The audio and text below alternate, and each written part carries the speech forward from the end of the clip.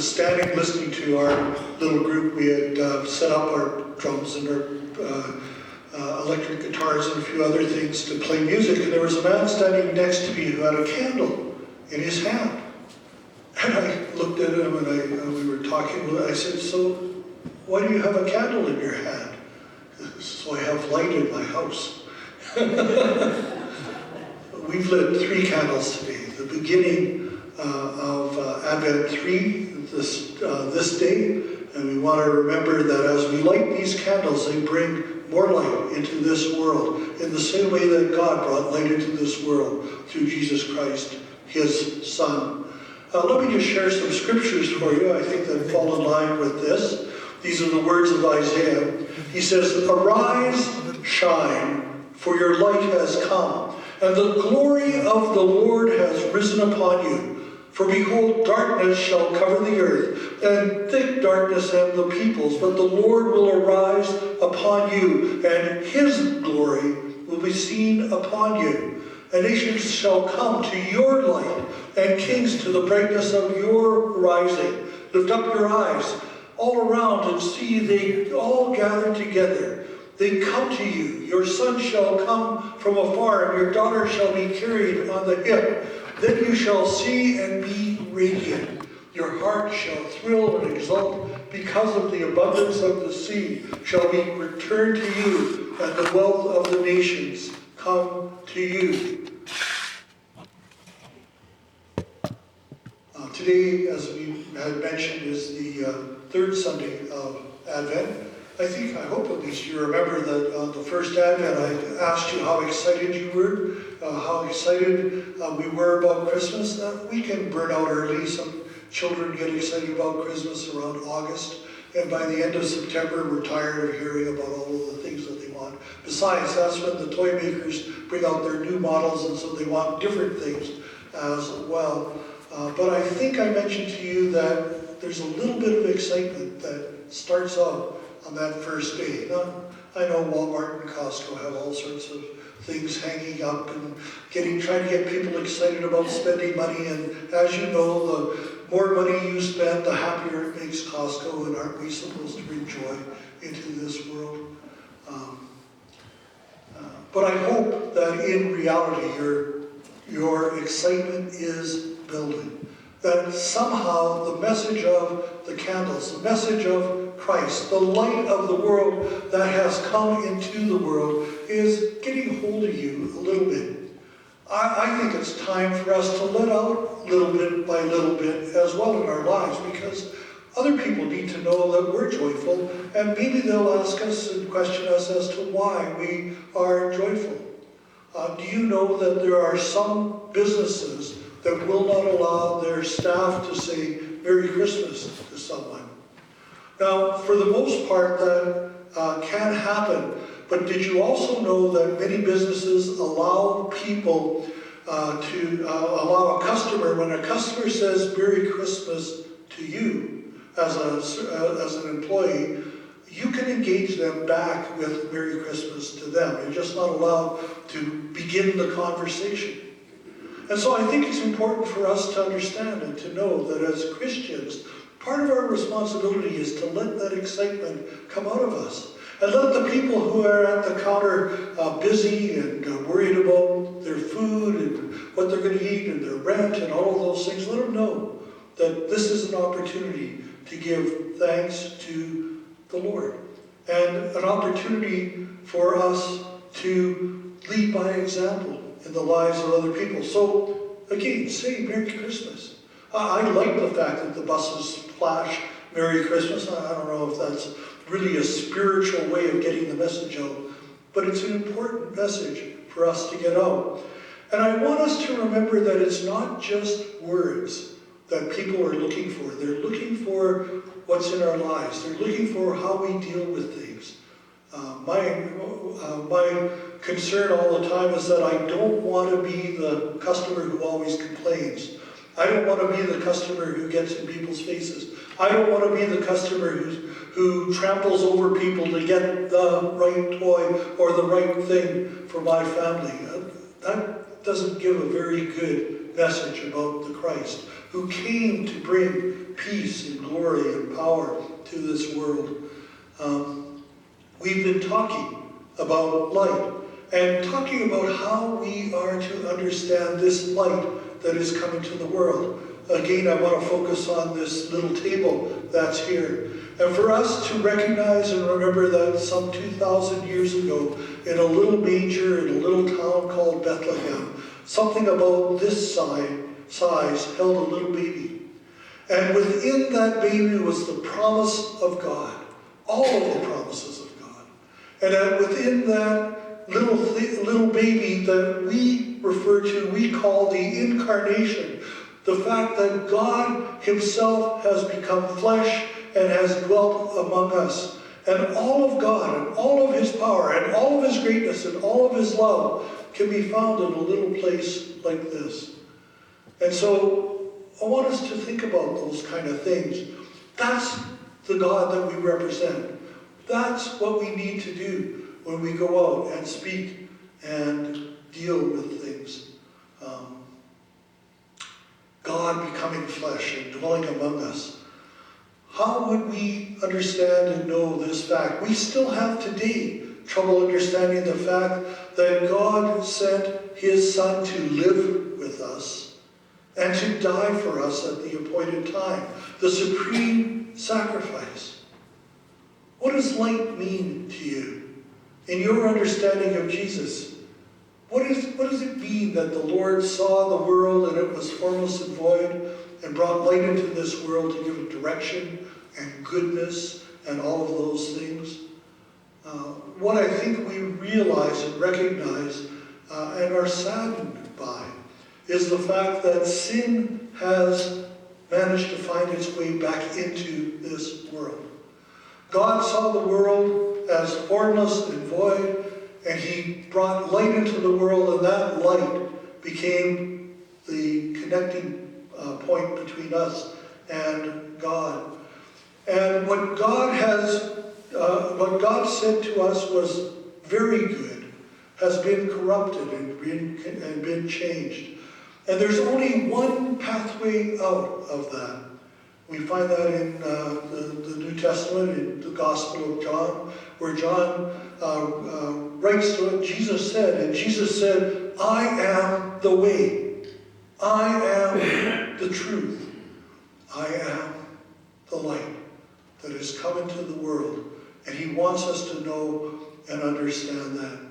Isaiah says this, arise, shine, for your light has come. The glory of the Lord has risen upon you. For behold, darkness shall cover the earth, and thick darkness the peoples, but the Lord will arise upon you, and the nations will be seen upon you.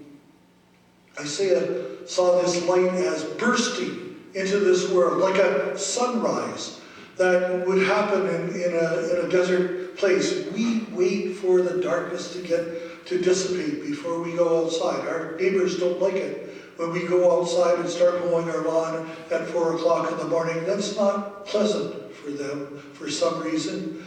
But when that sun arises, well, not quite along those lines, but you get the picture.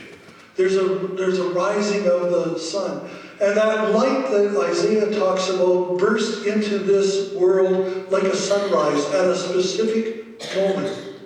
Christ came at a time when authority and rule by the Roman government was worldwide.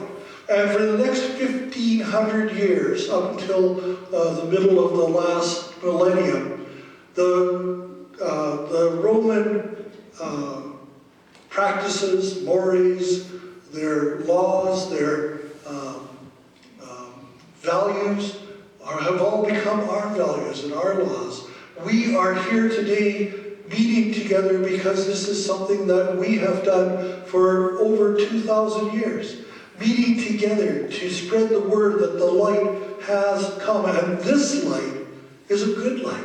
This light God saw as being very good, his Son himself. And from the perspective of truth, truth has gone out from this little baby, from this little town called Bethlehem, to every corner of the world and of the earth.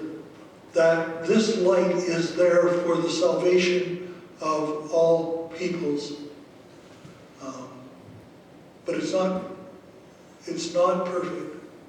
A few years ago, as most of you know, Joyce and I traveled with a group of about, I think it was 13 of us who went to a place called the Gambia in Africa.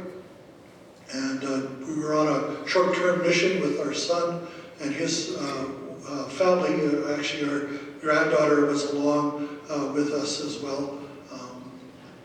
Interesting to watch your son try and bring up a little baby. It's you have to bite your tongue a fair bit, and so we tried to watch and help them as much as we could, but they thought they knew what they were doing, and that's okay.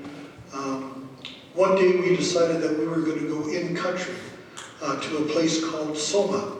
Soma was about 200 kilometers from the coast.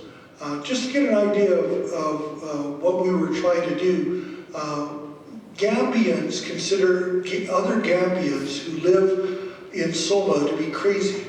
You've got to be crazy to live in Soma because there's no sea breeze in the evening to cool you down. In fact, in Soma, malaria is a big problem because people can't sleep even with a mosquito net around them because they just don't get enough air circulation.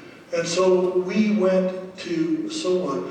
Half of the Gambians that we talked to thought we were crazy. The other half were amazed with the fact that we went to do that. We went there and ran a soccer camp for the young people. It occurred to us that there was only a couple of different ways to get out of the Gambia. Either you had to join the armed forces. Usually the Nigerian army was one that they would come across so that they could get out of the poverty and the things that they were in, or sports. And we would discover that at 3 o'clock in the afternoon, when the temperature was well into the 30s, young people would be out there jogging and running around, trying to make it onto a sports team, trying to make it into professional leagues to get taken overseas and to get out of the problems with poverty. They love their soccer over there and they enjoyed that. And we tried to help some of the younger ones, although I think for the most part, at least from my perspective, their skills were beyond us. They actually taught us a few things, but that's all right. But we also showed the Jesus film at night. And we showed the Jesus film the first night in one of the main concourses in the city of Soma. And afterwards, I was given the responsibility of just directing people if they had any questions about the film.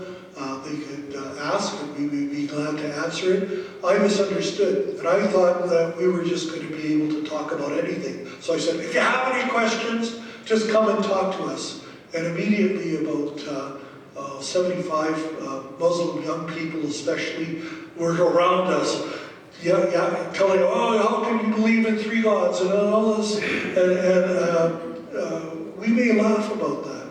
And we try to deflect that conversation as much as possible. And to be honest with you, I think I have answers for all of those questions that they're asking, but they weren't giving you an opportunity for that. And they were building on each other's frustration and each other's questions and each other's desire to show them more caring about Islam than others, that they kept on building up and building up and building up. It actually got to the point where we decided we should leave because somebody was already picking up dirt and dust and stone and just flicking it into the air. It caused us a little bit of concern, but we managed to make it back to our compound. It was only a couple of days later that I found out that there was another group that had come in to show the Jesus film. We were fortunate. We were white people, and white people have certain privilege in certain places. But there was also a black church that came in to show the Jesus film about, I think it was a couple of months before we had gotten there, and one of their team members died on that time. We believe that somehow he got into trouble or into the wrong place. or into the wrong hands. We don't really know. Nobody really wanted to talk about it. But it really drove home to some of us the fact that the Lord's work is important and necessary, but it's sometimes very messy for us to have to go through those things. But we need to remember that message that we carry has been God's plan since the beginning of creation. His plan to bring forth light and meaning into a place that was formless and void.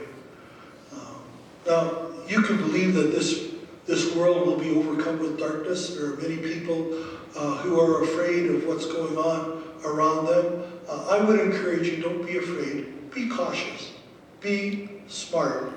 Know when to speak and when to remain silent. But don't be afraid. And why can I say that? I say that because God has promised to be with us. God has promised that He can overcome and will overcome all the darkness, anything and everything. And in spite of setbacks that we will see, and many of us can list a list of setbacks that have happened in our life, we have been promised by God to win the ultimate battle when it is time for that battle to happen. And the proof is in the light that God has given us. Again, I reflect upon the table, the creche, the manger that Jesus was placed into, and remind you that all of God's intent, all of God's caring, all of God's love, all of God's blessing can be found in this little life. And the fact that He was born 2,000 years ago, that He lived a perfect life, is almost beyond argument. People may try, but they feel very foolish. And in Muslim countries where they try and talk to you about three gods, they don't understand. I had a friend talking about relating the gospel to Muslims. He said the number one thing they seem to care a lot about it is this whole idea of the Trinity. He says, what we've decided is to lead them to the Lord and then allow the Holy Spirit to teach them about the Trinity, because it just gets them into trouble. And that's probably good advice. Last week I mentioned my love for the Messiah. God has given us the light. That proof is in Jesus, the Messiah, the Christ, the King. Last night I took the opportunity to listen to the Messiah. Again, I didn't listen to the whole thing, but most of it.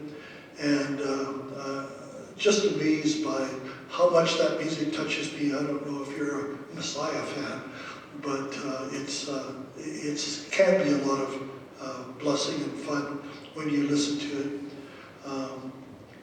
But it presents a picture of what 500 years ago people thought about the coming of the Lord.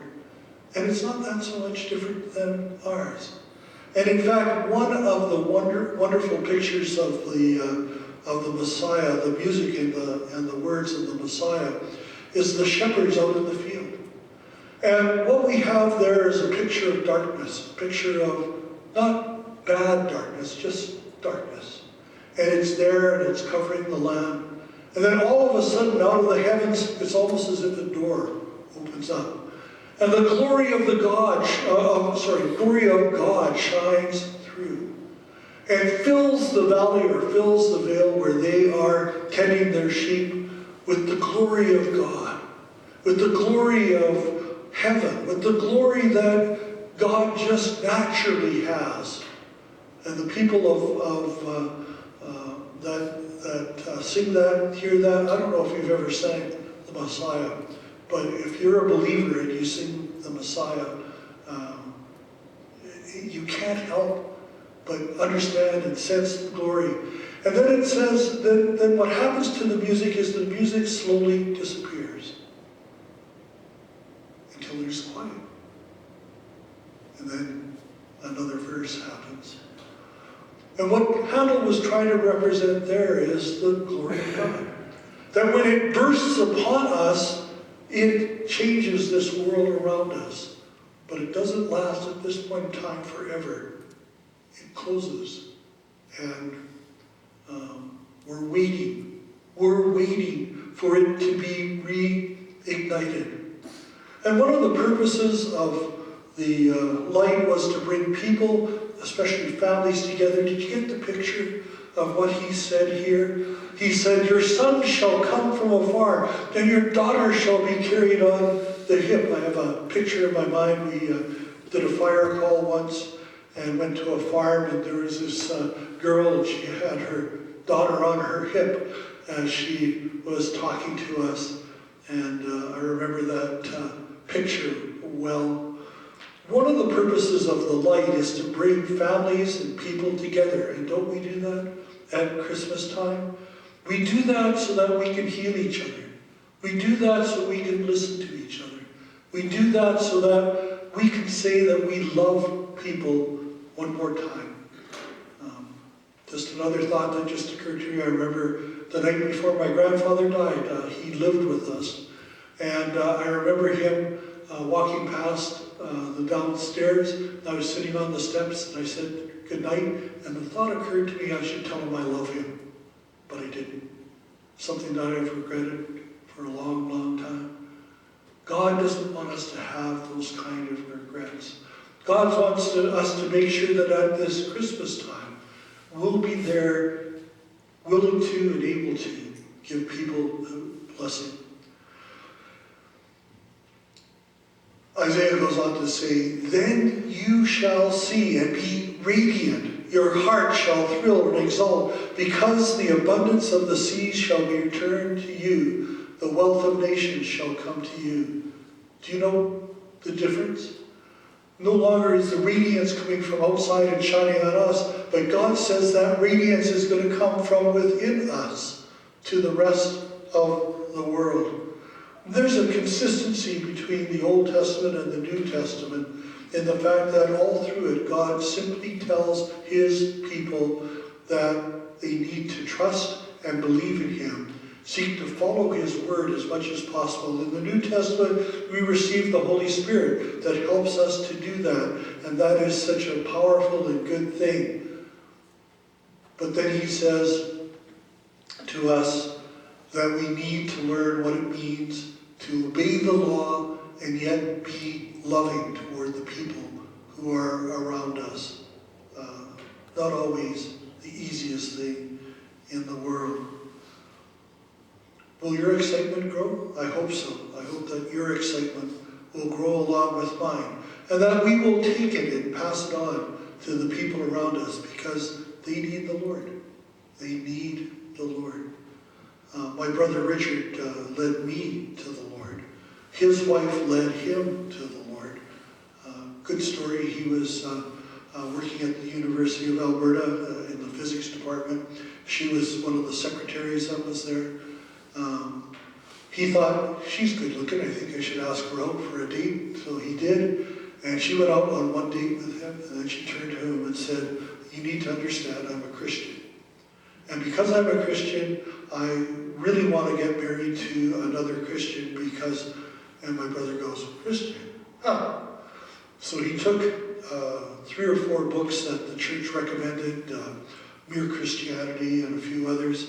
He took them home to develop debating points on them so that he could challenge an entire church over what they believed, an entire denomination for that matter. And he went through the process of reading these books and convinced himself that there was more truth to the word of the Lord and the scriptures than possible, that he thought, and in the end gave his life to the Lord and became a very good Christian, my brother. But something changed in him. I knew him for all my life. He was my older brother. Something changed. And what changed in him is that the light that he had, that he thought was his brightness, was actually taken from him in a way that was a blessing, because all of a sudden it was the light that was in him that became important.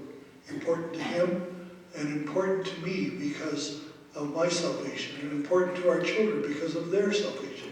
And who knows how many stories we will have to bless. May God bless His word to us today. I'm going to ask Merv to join